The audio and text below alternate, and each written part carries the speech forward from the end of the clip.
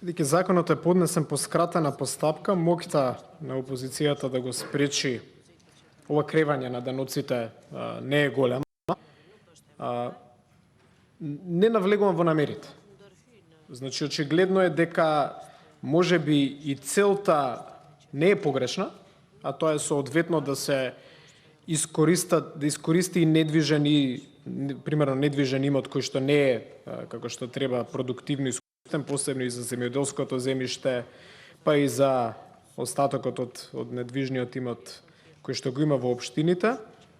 Но факт е, принципиелно сум против било какво кревање на даночната стапка, како тоа што се прави во овој момент и со овој закон.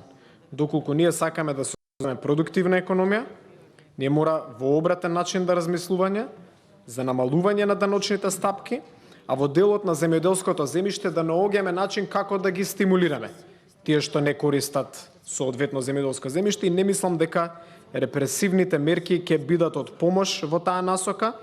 Жал, стравувам дека иако ќе се кренат даночните стапки, повторно ќе се најдеме во она сценарио за една тема која што е актуелна деновиве, а е длабоко поврзана со овој закон, а тоа е капацитетот на општините да ги наплатат даноците на имот. Ние очигледно носиме закони на хартија во ова собрание, еве сега и ќе ги кренеме даноците, многу грешно според мене, се противам на ова.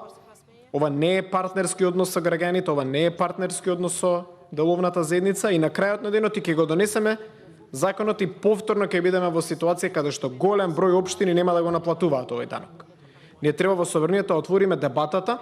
Јас не велам дека тоа со наплата на даноците само сега е проблем. Веројатно сега само видовме едно многу големо и релевантно истражување на тоа што ни се случувало со години во Македонија. Дајте да отвориме дебата во собранието зошто општините, некои општини, не сите, зошто одредени општини не наплатуваат соодветно данок на имот. Можеби кај некои има и оправдување. Фактично таа наплата ги кошта повеќе од колку што ќе приберат, но и за тоа да најдеме некое реално сценарио. Така да се согласувам, не се согласувам со оваа содржина овој предлог на закон, но можеби во собранието треба да отвориме дебата што се случува со наплатата на даноците на имот и каде треба да го движиме ова прашање гледајќи напред.